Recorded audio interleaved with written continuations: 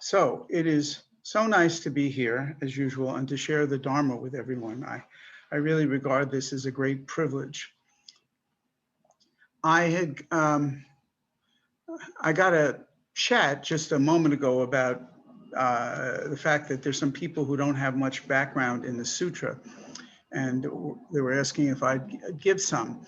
And actually, that was part of my talk, was a summary, and I was going to eliminate it because of time, but now I'll put it back. I think it might be helpful to people.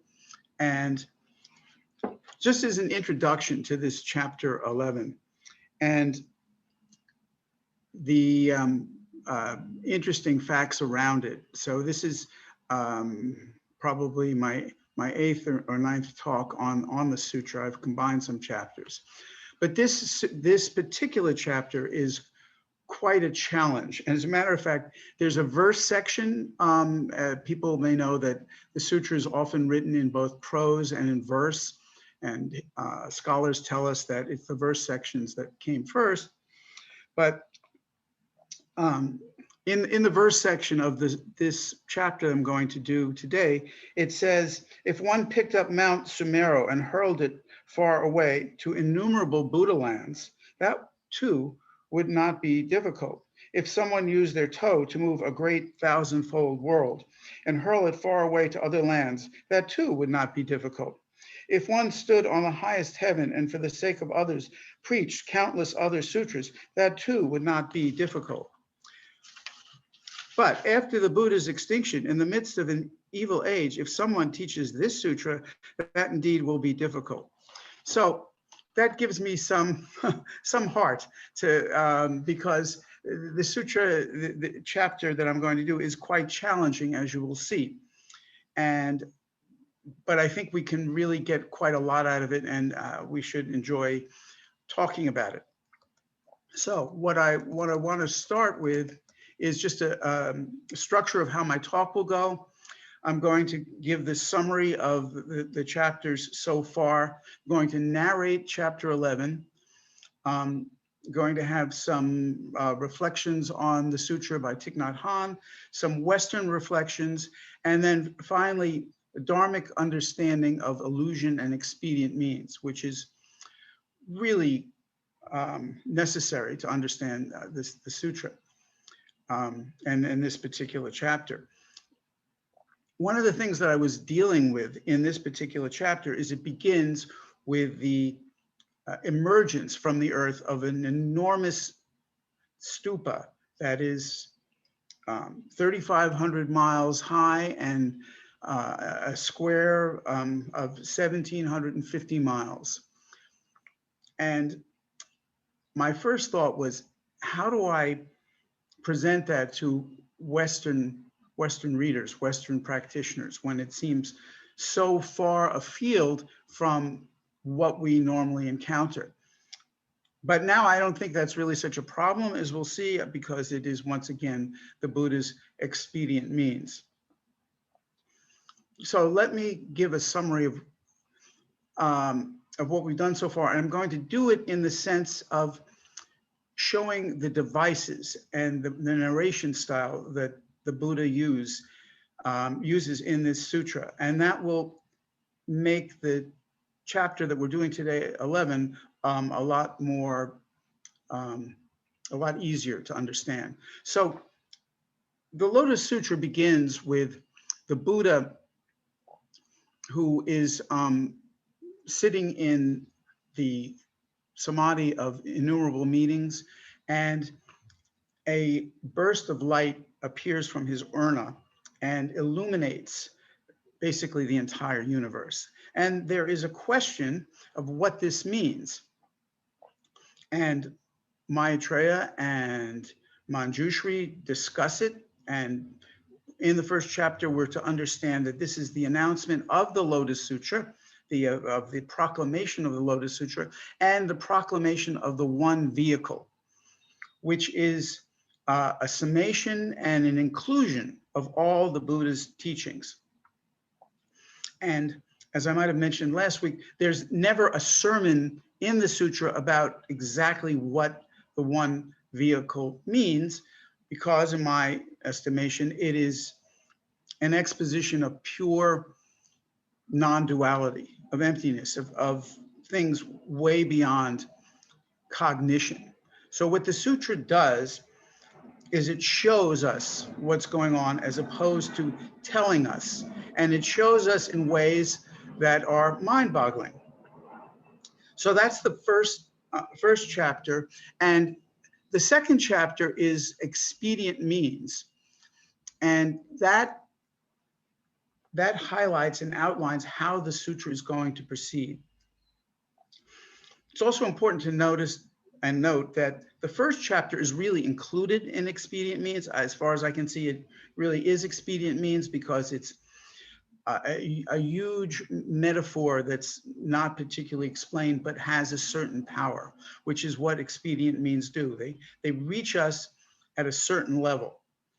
So in this second chapter, the Buddha talks about the incomprehensibility of his teachings to ordinary sentient beings.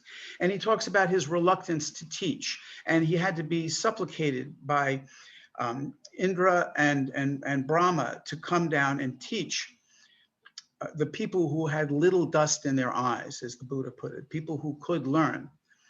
And when he begins to talk about this, there are monks and lay people who literally walk out on him. They don't want to hear what he has to say because they believed that they had reached nirvana. They had completed everything that had to be done, and they finished and had nothing more to learn. Au contraire, as the Buddha will explain as the sutra continues. So he talks about how he's going to use a variety of methods, of parables and narratives and all sorts of stories. And there are so many ways that people can encounter his teachings, from building stupas to drawing in the sand, responding in joy. And he says once again that this one vehicle encompasses all of his earlier teachings. And he even goes so far as to say all the words that he used, such as nirvana, dharma, arhat, sangha, which were so important, they were just provisional, expedient. They're not to be embraced and held onto. And then, of course, the other mind-boggling thing that happens in this chapter is the announcement that all sentient beings are destined to become Buddha. So then in the third chapter, Sariputra expresses his humility. And then when he personally is given a prophecy of Buddhahood, he and all of those around him dance with joy and throw their robes up in the air, and music is heard throughout the universe. And he asks for an explanation for those who are doubtful about this new teaching, as well he might, because it is very, very hard to understand, and it is startling to many people and engenders fear and sometimes resentment. So the Buddha gives the metaphor of the burning house, and there's the sentient beings who are us, who are referred to as children in the house, which is burning, which is the world of samsara, our saha world. And the Buddha entices them out with this great ox, with different vehicles, which are the earlier vehicles, but it's really the great vehicle which he is enticing them out with. And he's, in quotes, lying to them, but it's really not lying, it's expedient means, because it literally saves their lives. And so what I want to make clear in this chapter, the Buddha is just using a metaphor. It's not that any particular event happened other than him telling this story and giving the prophecy to Sariputra. And the chapter goes on to talk about all of the things that could happen to people who slander the sutra, and you don't want to hear about that. So we'll go on to chapter 4.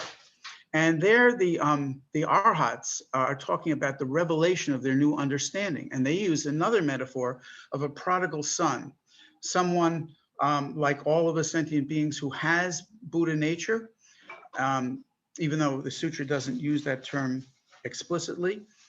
But we have it and we don't know it. So he wanders off. He's a real loser until the Buddha uses expedient means to literally bring him into his company, his enterprise.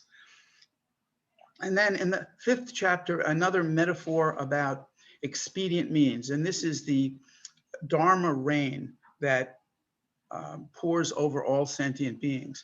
And it reaches everyone according to their capacity. So there is one teaching, one flavor, which is liberation, but it appears differently to different people and different sentient beings according to their capacity. Then there is chapters 6, 8, and 9, which are prophecies of Buddhahood. And this is a vehicle called Vyakarna in Sanskrit, which is that of prophecy, of giving assurance. And that's one very important underlying theme in the Lotus Sutra. There is doubt. It's understood that there's doubt, and the Buddha uses all of these means to explain it to us. Chapter 7, yet another metaphor of the conjured city. And this conjuration, this magical creation of things is going to become very important in the chapter we're talking about today. So this conjured city was a metaphor of the truth and the falsehood of the earlier teachings. They were correct, but only up to a certain point. So the Buddha, as a magician, created a city called Nirvana, and that attracted people, but it really wasn't the final destination. Chapter 8 has the jewel sewn into the vest of another loser who finally realizes that he had this jewel which would take care of all of his needs. And that could be a metaphor of the Buddha's teachings of the 3 jewels. And chapter 10, which I did last week, was praise for the teachers of the Dharma. And there is a practice or teaching in there, if you will, of the room of the Buddha, which is the Buddha's compassion, his robe, which is kindness and gentleness, and the throne of the Buddha. And that's the realization, the wisdom of the emptiness of all dharmas. And if some people are new to these kind of teachings, emptiness of the dharmas, which might not make sense as just a phrase thrown out, is the idea that things don't have self-nature, that we name things according to our minds, but your cell phone, for example, doesn't know it's a cell phone. So it's empty of cell phone-ness. And paper is empty of paperness. It has everything else in the universe except paperness. Paperness exists in our own minds.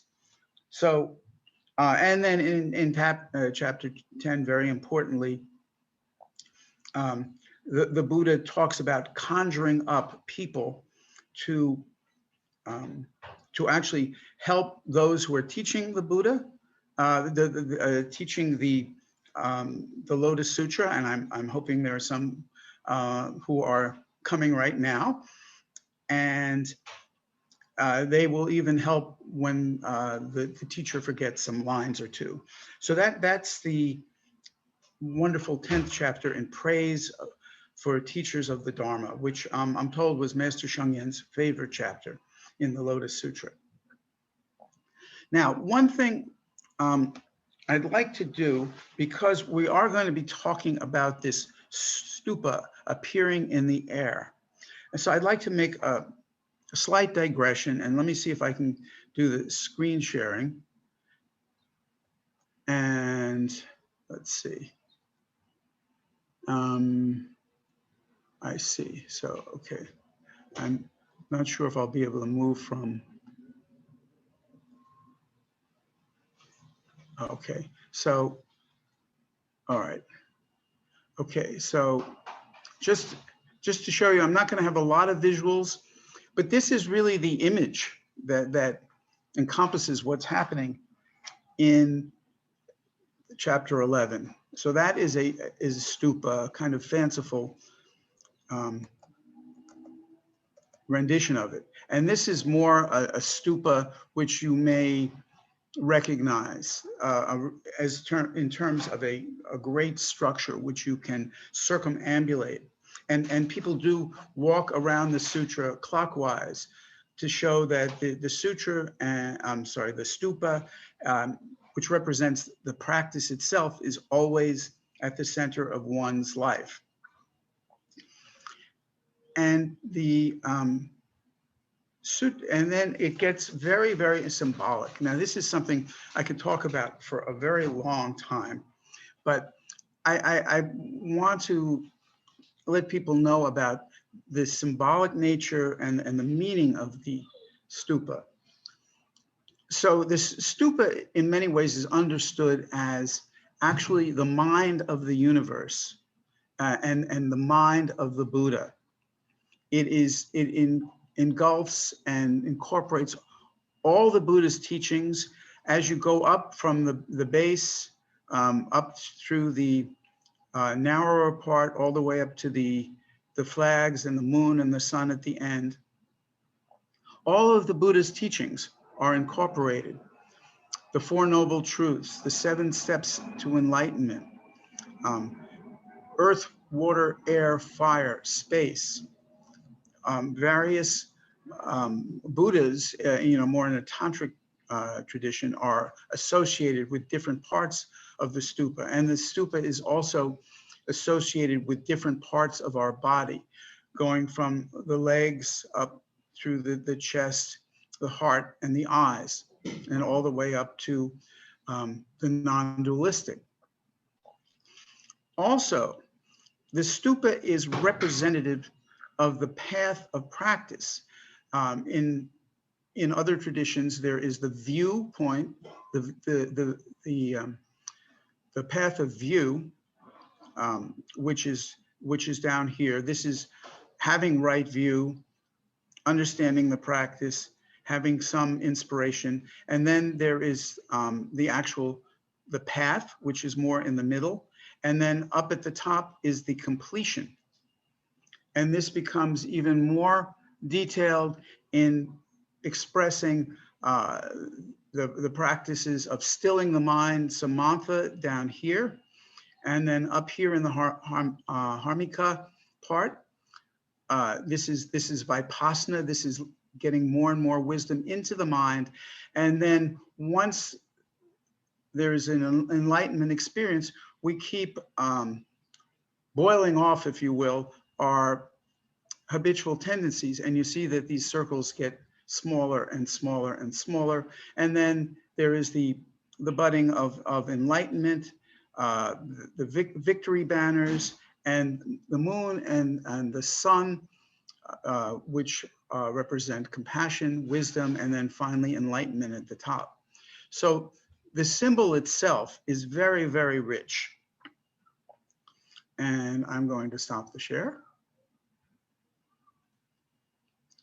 And so I just wanted to bring that to everyone's attention before I launch into the actual chapter.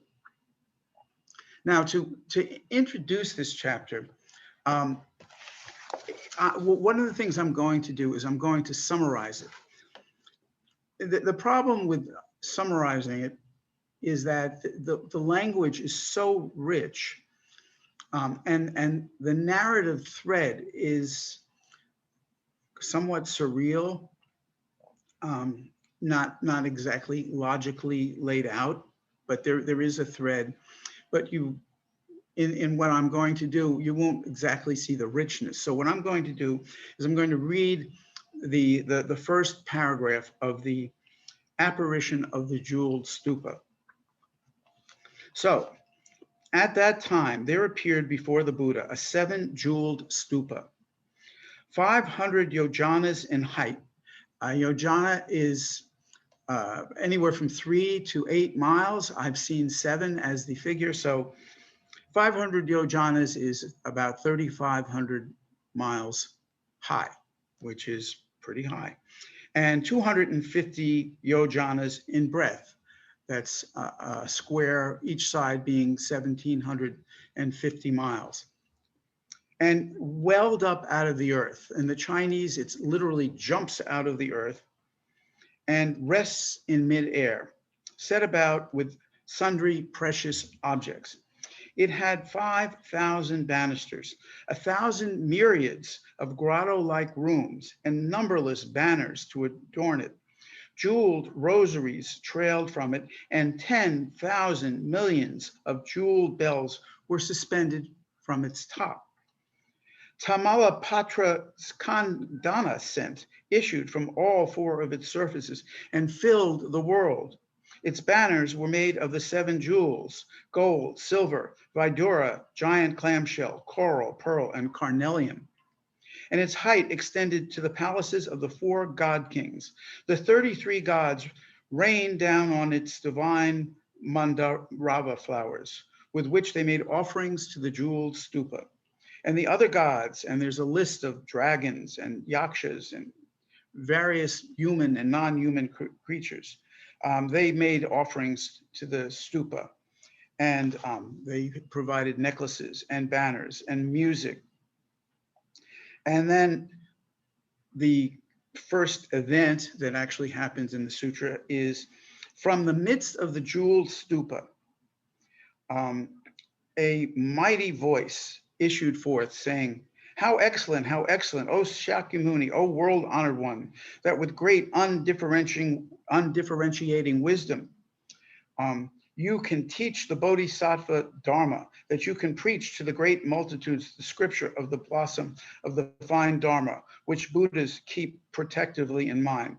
Verily, verily, O Shakyamuni, O world-honored one, where whatever you preach is all true reality. So that is quite an opening. One thing to note about the opening of the sutra is it follows directly, actually causally, from the last chapter, because the Buddha was preaching the Lotus Sutra, of course, directly in the 10th chapter, extolling teachers of the chapter. So Prabhuta Ratna, as we'll see as I go through the narrative, was actually responding to that, and this stupa was his stupa, and that is what appeared in the air. Now, one thing that a Westerner might have problems with is trying to understand how something like this could possibly happen without, of course, going to the metaphoric level. I mean, if you look outside, chances are you're not going to see a structure that's 3,500 miles tall and 1,750 wide. So, and no one has ever found some of the bells that fell from it or part of the railing. So this is the kind of thing that we often do when we're faced with things that we don't understand. We try to reify it. We try to come up with our own explanations. But now let's just take it as a dharmic fact that this is something to literally to convey the teachings. And this is how I see a lot of miraculous events like this. Also, we can put our place in the way that Sherfu once explained how he looked at Mount Meru, another rather remarkable feature that we find throughout the sutras. This enormous mountain at the center of the cosmos, which is, I don't even know the number of miles, of almost incalculable, which we can't see. So Sherfu in his book, Orthodox Buddhism, said, I can't affirm the existence of Mount Meru, but I also dare not deny it. So I take that same that same stance with this great sutra, stupa. So after the voice is said, well done, what we come to learn is that this is Prabhuta Ratna's jeweled stupa. And many commentators have said that the actual arising of the stupa, the way that it does, is metaphorically conveying the stunning revelation of having Buddha nature. So it is revelatory.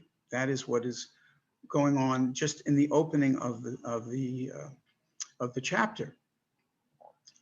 And Shakyamuni explains that Prabhutarata, when he was a bodhisattva, made this vow that he would appear whenever the sutra was being spoken. So there is kind of a chicken and egg thing that's going on. It's the stupa engenders the sutra, and the sutra engenders the stupa. And like in the first chapter, where Maitreya explains that we've seen this burst of light from the Buddha's urna before in times, ageless times. So the sutra seems to have no beginning because it's talking about something that happened before it even began, when it began. This is the narrative, some of the narrative tricks that the sutra plays upon us or helps us with. And then the rest of the chapter really is about the bodhisattvas and the four groups, which are monks, nuns, and male and female lay people who wish to see the body of Prabhutarata, they want to see his body, and I'll get into that in a moment. And perhaps it's Shakyamuni. It's not entirely clear, but what Shakyamuni says is, well, for this to happen, all of my emanation bodies have to come from all of the quarters of the universe and assemble together. And at that point, you'll be able to see my body. Now, let me just digress to talk about what that might mean. Now, for the early disciples of the Buddha, they saw the Buddha all the time. But what they were seeing was the Nirmanakaya, the Buddha as he manifests in a world and is accessible to ordinary sentient beings. There is also a Sambhogakaya, a reward body, which is a manifestation of the Buddha, but this can only be seen by bodhisattvas at a certain level, because it must be so spectacular and rich and elaborate. Our minimal capacities just couldn't even handle seeing it. Then, of course, there is the Dharmakaya, which is synonymous with emptiness, with enlightenment. It is undefinable and, generally speaking, not perceivable through our senses. Because in the Diamond Sutra, the Buddha says, he who seeks me in sights, who wishes to listen to me in sounds, his ways are perverted and he will not see the Tathagata.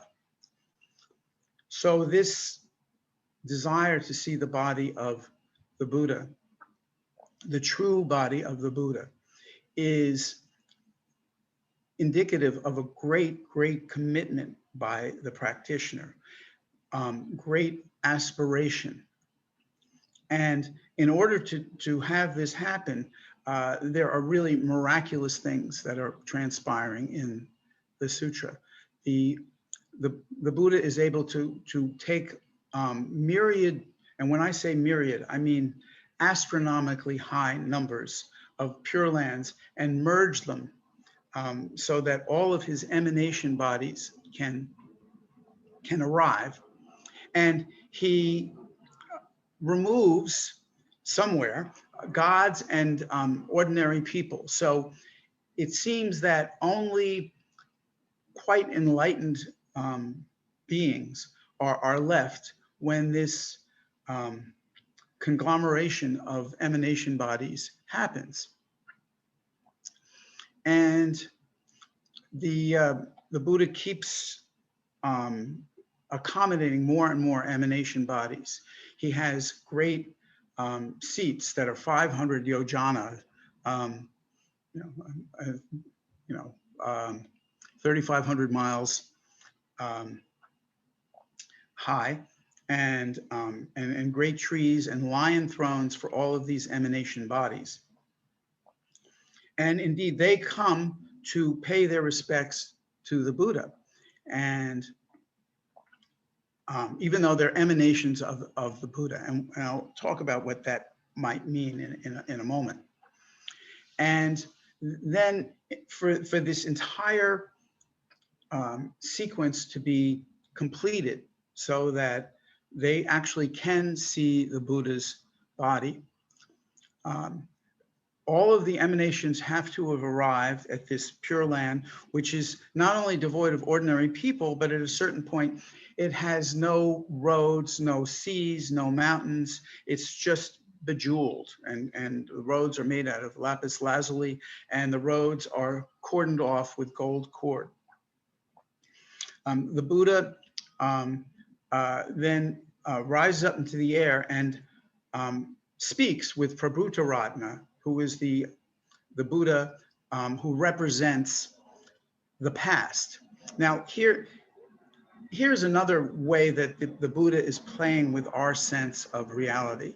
Prabhutaratna has long since passed into parinirvana, has moved into extinction. And I think it is hard for us ordinary sentient beings to really know what that means for a Buddha to go into extinction. And nonetheless, he's still appearing and talking. So once again, our views of life and death, and of course of duality, are being rended asunder. We can't rely on our normal reference points. So here is Prabhutaratna, a great Adi Buddha, representing everything that has come before, and here is Shakyamuni representing the present and the future, and of course with Maitreya at some point. And they're invited to sit together, and so that is a unification of everything. So it's a unification that is expressed by duality. So there's yet another ironic trope in the sutra, which once again, our minds try to make sense of this, but at a certain point, we can only behold this and try to see the deeper meaning, what Dao Sheng called the Li of the sutra, the deep spiritual understanding that is beyond words and phrases. So when this has happened, Shakyamuni, with his the fingers of his right hand, opens the door of the stupa. A great sound is heard, and the Buddha speaks. The Buddhas speak inside, and basically what they say, it's very interesting, is we are looking for people that we can assign the sutra to. We are looking for someone to carry on the sutra, and that is really how the second chapter ends. I'm sorry, chapter 11. That's the end of the prose part. Now, one thing that is quite interesting about the verse part is generally throughout the sutra, the verse part mirrors what was said in the prose part. It tells the story in a slightly different way, may add some details that were not in the prose part, but pretty much says the same thing. In this one, which is very, very unusual, it is acknowledged that the Buddha is in a stupa, but the rest of the verse simply talks about the importance of teaching and goes on at great length about how difficult it is. And I read in the beginning some of the metaphors which go on and on about how doing the most impossible thing would be a piece of cake compared to teaching this sutra.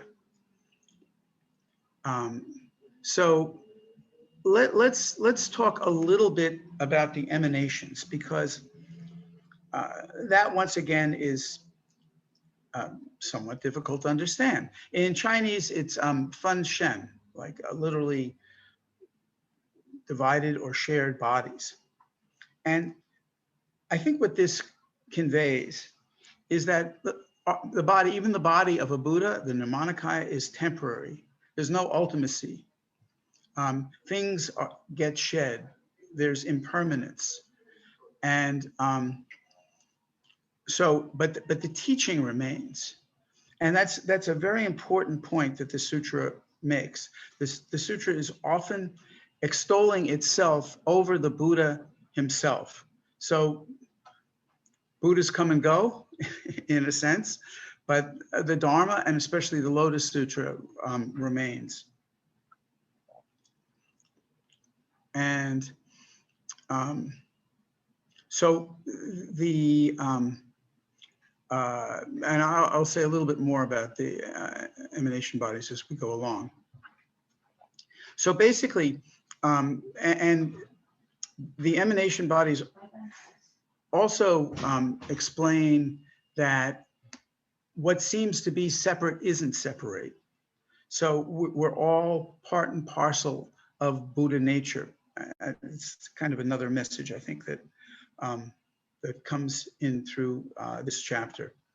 And so the stupa itself has this real level of symbolism that is showing us the fruits and the nature of the practice. Once again, almost like the light that is emitted from from Buddha's tuft of hair between his eyebrows, which also happens in this chapter, in chapter 11. That's how he communicates to his emanations. These are things which I think for us as practitioners are really worthy of contemplation. If we try to understand them in a particular way, if we try to categorize them, I think we lose the power of the message. It once again doesn't mean that we just blindly accept things, but the Buddha has made it clear in chapter 2 that the teachings in this sutra are really beyond anyone but a Buddha. So we have to be very clear about what we get as we get it. So I'm going to now talk about some of Thich Nhat Hanh's views on this chapter, which I think are very helpful. And Thich Nhat Hanh makes this distinction, which I'm sure many people have heard a lot, is between the ocean and the waves. That the Dharmakaya, emptiness, and even these labels that I'm using are not particularly accurate, but the absolute seems to be, as a metaphor, the water, and we and our consciousness, our ever-changing eye, ear, nose, tongue, body, and what we're seeing and what we're experiencing, those are the waves, but they're never apart from this ultimate. So Thich Nhat Hanh calls the water the ultimate, and he calls the relative the historical, which is descriptive of us as sentient beings. We're caught in time. We are subject to change. And one thought I had in studying this sutra is dealing with these miraculous kind of things, and the seeming thought that, well, you really should have believed this kind of literally. I mean, you really take this as literal if you are a dedicated practitioner, and I don't think that's necessarily the case. But I realize that there are certain allusions that we take very literally, and they are just as absurd and as mind-boggling as anything we can find in the sutras, when the sutras get into these phantasmagorical, imagistic, surreal kinds of worlds. And the illusions that we have are, I can speak for myself and to some extent that I think on some level that, well, this is 2021, and in 50 years, I'll be giving the sutra talks again. My body won't age. I won't have gotten sick. And I certainly wouldn't have died, right? So that's a thought which is really, really absurd. But it comes to us very, very naturally. And we, not only that, but we cling to it when everything around us is showing us impermanence. And in an early sutta with the three messengers, a young man before King Yama is asked, didn't you see these messengers of old age, sickness, and death? All around you, all of the indications.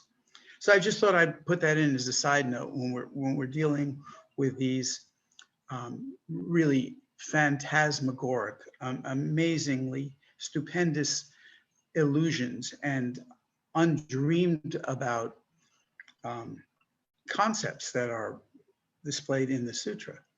So Thich Nhat Hanh says that our mindfulness lets us touch the ultimate. So there's really a direct relationship between how we are, how we think we are, and all of the things that are spoken about in the sutra. We just have to look deeply. And so before, people only knew Shakyamuni, and that was the practitioners of the early teachings. There was no other Buddha. And as we will see in this sutra and more as, I'm sorry, in this chapter and more as the sutra continues, there are billions upon billions of Buddhas, billions upon billions of various sentient beings in various lands, in various places. And so in asking to open up the stupa, in a sense, this is calling back the transformation bodies, letting all the sentient beings see what has transpired, see the entirety of the teachings. And I mentioned this last week, but Nichiren, who was the founder of his own particular school of Buddhism, thought that the early teachings were just a certain segment of the teachings, whereas in the Lotus Sutra, the Buddha held nothing back, and that's why it's so difficult for us. So here we have the transformation bodies that are called back. And one interesting side note, if you read this chapter very carefully, you'll see how the gods and ordinary sentient beings are somehow moved to other lands while these transformation bodies are gathering, yet somehow they see it, and they, at the end of the chapter, they are raised up into the air to be at the same level with the two Buddhas, signifying their aspiration, their acceptance of the teaching, their forward movement in their practice. And another point that Thich Nhat Hanh makes is that looking at the world through the lens of this chapter, you can see your teacher in an ultimate dimension, the people that you're actually learning from right now, beyond their fleshy bodies. So, we often react to teachers. We don't like the way they look, or we like them, or we don't like them. We like certain things they say. And you can sort of look beyond all this and recognize the Dharma that is to be learned from the teacher. And this sutra also raises up the fourfold group and reinforces the sutra's message about how all beings are destined for Buddhahood. And then this question, are there two Buddhas or are there one? Are the Buddhas separate from the Lotus Sutra? Are they the same? And there's no conflict. There is no duality in this. This is something that the sutra is imparting to us. So, and what I want to talk about now, since I pretty much have covered what happens in the sutra and the events and maybe some interpretations of it, I just want to turn to a Western perspective, because I think that the sutra should be accessible from all realms. And I think the sutra thinks that too. And that's why it uses expedient means. So I'm just going to give some examples from some Western and non-Western thinkers and poets to show how things can be beyond our normal understanding of them. So the Inuit people, formerly called the Eskimos, they have a word for a storyteller. And the storyteller is one who creates an environment in which the truth is revealed. And I think that's a very apt description of the Lotus Sutra. It's creating an environment, however difficult it is for us to appreciate it, but the truth is involved in it, is displayed. And Saint-Exupéry, the French writer, said, "It is only with the heart that one can see rightly." And if you swap out heart for mind, and he says, what is essential is invisible to the eye. And another poet, Edna St. Vincent Millay, said or wrote, "Safe upon the solid rock, the ugly houses stand. Come and see my shining palace built upon the sand." Now that shining palace that she's talking about doesn't exist except in her aspiration and in her art. So it's a step out of our normal frame of reference. And that's what the Lotus Sutra is displaying to us and, in a sense, asking for us. And the poet Marianne Moore wrote that one day we will have imaginary gardens with real toads in them. And this is a very important point that you see in other sutras, especially the Lankavatara talks about dharmas and non-dharmas.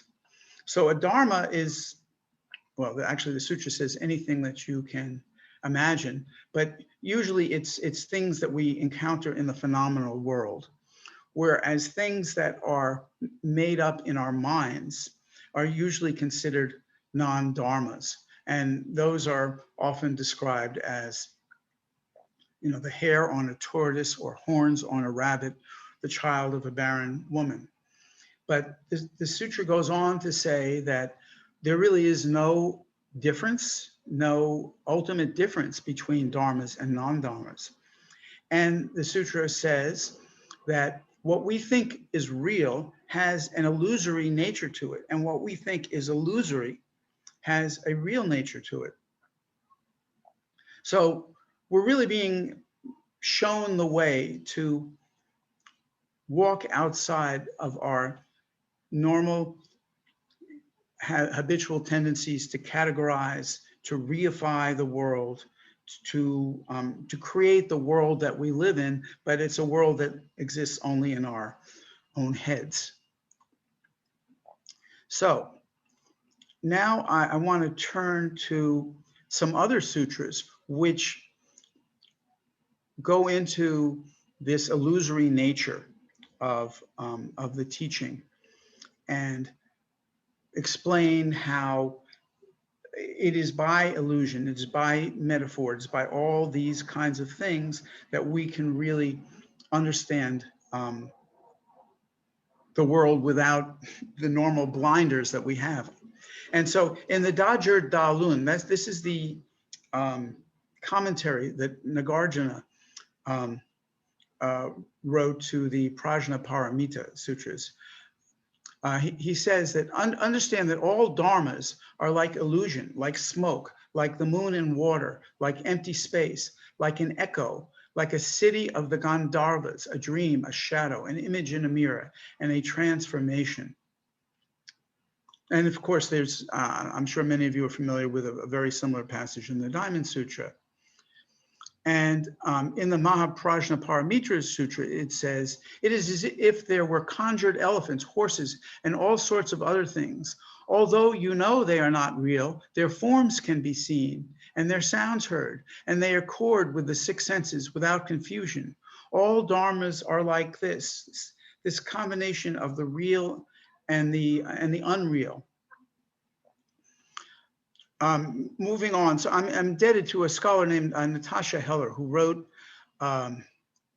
about a Yuan dynasty Chan master named Zhengfeng Mingban. And he has a work called the Huaju Jia Lun, the Family Instructions of Illusory Abiding. And I'm pretty sure that the Jia for family in there means the family of the Buddhas, that understanding the illusory nature of the world puts us in the same boat, the same vehicle as the Buddhas. So the in this sutra it says that, or in her writing, she says that they use illusion as a metaphor for the transience of the experienced world and introduce illusions as part of the Bodhisattva's work. And so in that passage from the Mahaprajnaparamita quoted above, it links illusion to several metaphors. And the main issue is how the Bodhisattva should frame his or her engagement with the phenomena of this world. And this is, of course, what's going on with the sutra. This is what's going on with teachers of the sutra, figuring out how to understand the audience and to continually shift and move according to what is needed. So the illusion here is the phenomenal world and the beings in it, something that bodhisattvas must bear in mind lest they become too attached. Yet in some circumstances, a bodhisattva or Buddha also produces illusions to provide edification or encouragement to those sentient beings who are the target of his or her efforts. The productions of illusions becomes part of the salvific, in other words, saving sentient beings repertoire of Buddhas and Bodhisattvas. And there are metaphors in many of these sutras of the Bodhisattva as an illusionist, as a magician. And here is, and another very important thing, one of Sherfu's commentaries on the Sutra of Complete Enlightenment talks about three types of concentration, samatha of stilling the mind. Of course, in the sutra, it's stilling the mind for an enlightened being. But the second one is called samapati, and that is using illusions to fight illusions. And this is what you see in many of these sutras, and certainly throughout the Lotus Sutra, and especially in chapter 11, we see this. And chapter 11 marks a real transition in the sutra, because now the attention is going to go from sentient beings and their difficulties and their salvation more towards the actual nature of the Buddha. And all of our preconceived notions of the Buddha are going to be rent apart as the sutra continues. So let me read something from the Vimalakirti Sutra, which also enforces this kind of understanding. And it's actually about preaching the Dharma. So in preaching the Dharma, you should preach in the manner of ultimate reality. The Dharma has no sentient beings because it is apart from the defilement of sentient beings. The Dharma has no self because it is apart from the defilement of the self. The Dharma has no lifespan because it is apart from the cycle of birth and death. The Dharma has no persons because the delimitations of past and future lives have been cut off. The Dharma is ever quiescent because it has eliminated all marks.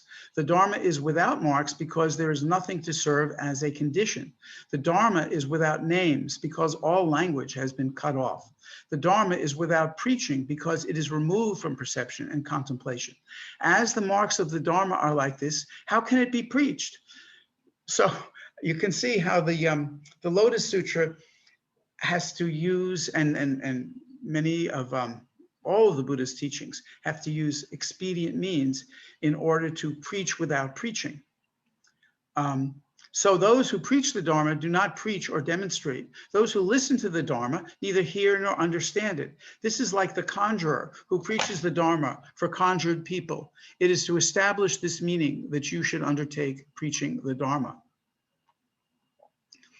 So now there's also a very interesting passage in the Avatamsaka Sutra, entering into the Dharma realm, Rufaja. And this has a vision of a treasure tower, just like in the Lotus Sutra, it's the Chibao Ta, and I believe it's pretty much the same in the Avatamsaka Sutra. And some of you who are familiar with this know that it is about the Bodhisattva, or the aspiring Bodhisattva Sudana, who goes to study with 53 different teachers in order to perfect his practice. So he's contemplating the treasure tower. And he says it is, if there is a person who sees in the sky that the Gandharva city being an imaginary city, replete with ornamentation, all distinct and without obstructions. It is like the Yaksha palace. Those are non-human beings. And the palace of men existing in the same place without being interfused. Each is in accord with its own karma. So what is seen is not the same. It's like the great sea in which all the colors and forms of the 3,000 worlds are reflected. It's like a conjurer who by means of his power of illusion manifests all kinds of illusion through various kinds of efforts. So Sudana's experience was also like this. Because of Maitreya's august spiritual power and the inconceivable power of the wisdom of illusion, because he knew all dharmas through the wisdom of illusion, very important point. And because he had attained the power of the freedom of the Bodhisattva, Sudana saw in the tower all the ornamented independent realms. At that time, the Bodhisattva Maitreya gathered his spiritual powers and entered into the tower, snapped his fingers and told Sudana, "Good son, awake. Dharma nature is like this. This is the appearance manifested by the wisdom of the Bodhisattva's knowledge of all dharmas and the coalescence of causes and conditions. Self-nature is like this, like an illusion, like a dream, like a shadow, like an image, in that none are truly achieved." At that time, Sudana heard the snap of the fingers and arose from his samadhi and awakened. So, so the conjured vision is produced from within a state of samadhi. And Maitreya explains that the object of this vision was to show Sudana the nature of reality, and that the principles of non-abiding and mutual interpenetration are better understood through experience rather than through discourse. And that, I don't think I could sum up anything better than that. I, as usual, have well, actually, I have more that I could say, and but I think that I've pretty much covered what I wanted to cover in this chapter, and I hope that I've shown that there is a kind of clarity of message, a clarity of Dharma, but it's expressed in a way that is quite new to us, which demands a reorientation of our thinking, a reorientation of our practice. And that's what we're here for. We are striving for our to help ourselves and to all sentient beings. And I certainly hope that this talk was helpful. And no, let me see if I come back. So that was quite a chapter. And so I'm very happy to field comments or questions, and hope everyone was able to follow. I certainly gave a lot of information, but I think it's really quite important. Thanks, Harry, for the wonderful talk. So if anyone has a question, please raise hand or type your question in the chat. We have Miranda, you can unmute yourself. Hi, Miranda.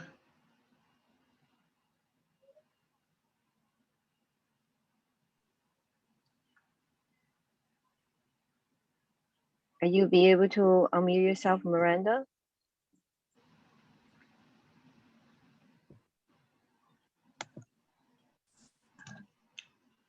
There we go.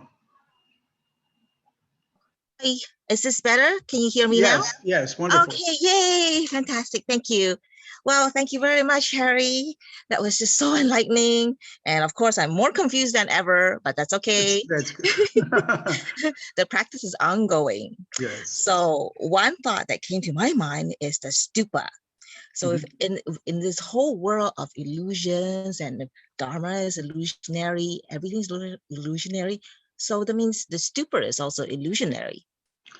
Yes, yes. The stupa is illusionary. The stupa was initially a burial mound, and the actual remains of a Buddha was interred within the stupa to show it was symbolic of the potential we all have for enlightenment. And then that changed, and actually it's announced in the 10th chapter that this particular stupa, or the ones that the Buddha's talking about, have the Lotus Sutra within it rather than the relics of a Buddha. And in chapter 11, well, there's the Buddhas of all time and space within the stupa. So it's illusory, mind-boggling.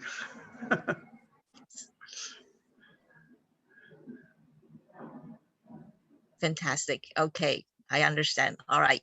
At least I'm heading on the right track, I think. Yeah, that's it. It's and one thing I was going to talk about when I was studying Chinese literature at Columbia, and I was reading about all these Chinese poems that have dragons and phoenixes in them, and I don't, I live in New York, and in Central Park I don't see dragons and phoenixes, so I just was wondering what was going on. I had the chance to meet a poet, Gary Snyder, who's a Buddhist, and I said, I don't see them, and he said, keep reading, you'll see them.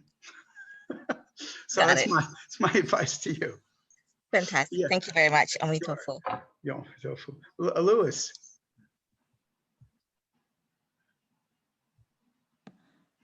Thank you very much for your talk on the Lotus Sutra today. And it awakened my mind to another area that I've been involved with for most of my life, and that's poetry. And what you've really said is that poetry is a dharma, that it's as true as anything else. And I'd also like to say, in our little locale on Vancouver Island, we have discovered a dragon. And the dragon is 65 million years old. And it was, I think, about 40, 50 feet long. And it swam in the warmer oceans that were here then. And so I can see that dragons have a reality and some of them fly. And so I can't, and they're in the past, but the past is also the future, and the future is the present. And so the truth of so many things can really be opened up, I think, in the sutra, the Lotus Sutra, especially in this chapter 11. It's really amazing because truth and reality are merging here, and they're all ways of teaching the one great vehicle. And I think that's my understanding here so far, just from a sentient being who's just crawling on the world floor. So Yeah. I think that's my understanding, and I think I'm getting close. Thank you. That's wonderful, Louis. Yeah, all of these dharmic things, plus all of our Dharma friends, are helping us to reach a level where we're no longer attached to our illusions. It's fighting fire with fire, and then of course, as the Sutra of Complete Enlightenment says, once you have become non-attached, don't become attached to your non-attachment. So it gets very subtle. Thank you. Yes, Thank you. sure.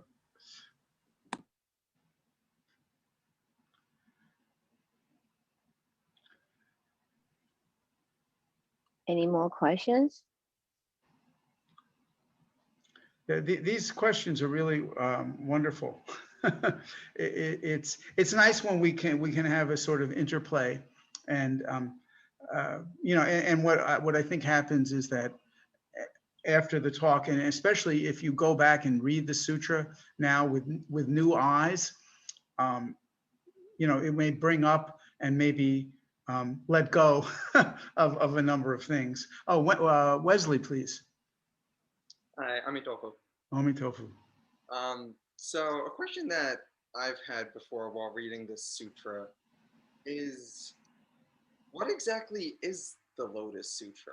Because you find all these parables throughout the sutra that also reference the sutra being taught at other times and whatnot.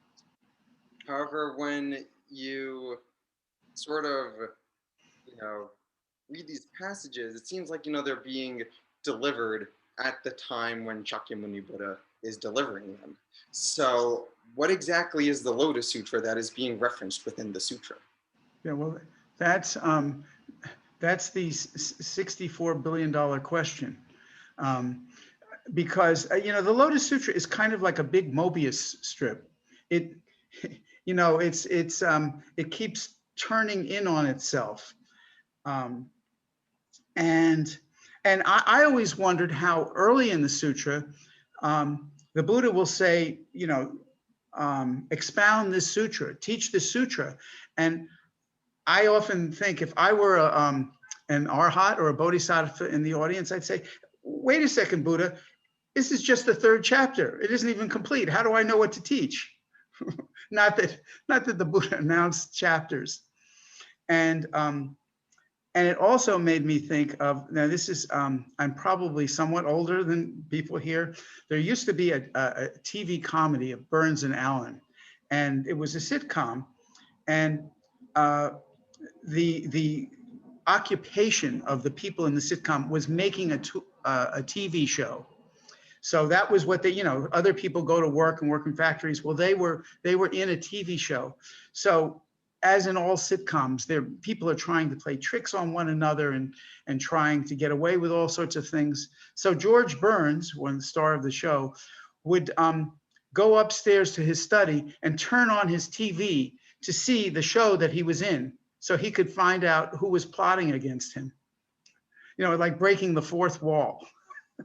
So that's a very mundane reference to the Lotus Sutra. But yeah, Wesley, I think you're right. It's really trying to understand that structural presentation is part of the study of the sutra, of how you can really understand, embrace it, and the, the 5 practices are, are copying and reciting and teaching and learning and espousing it, all of these different things. So you believe in the vehicle, and not blindly, but you open yourself up to the teachings, and with a good teacher, so that you are not, bumping into walls. Thank you. Thank you.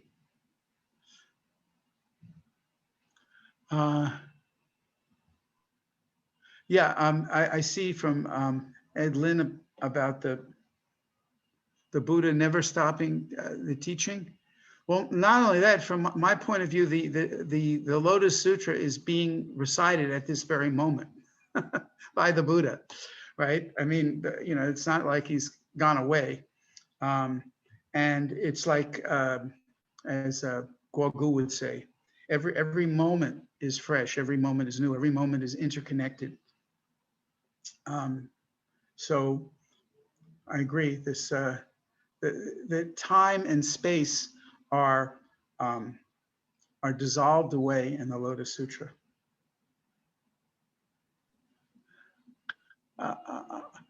Here's Ka said, it's the stupa was like a device that projects the hologram of the Buddha. Yep, I'm sure the Buddha's giving a thumbs up to that. This is how, and also from the chapter, I was going to read at greater length the verse point, which goes on and on and on, telling how difficult the sutra is. Compared to, you can put the world on your toe and flip it up to the moon. That's easy compared to teaching the Lotus Sutra.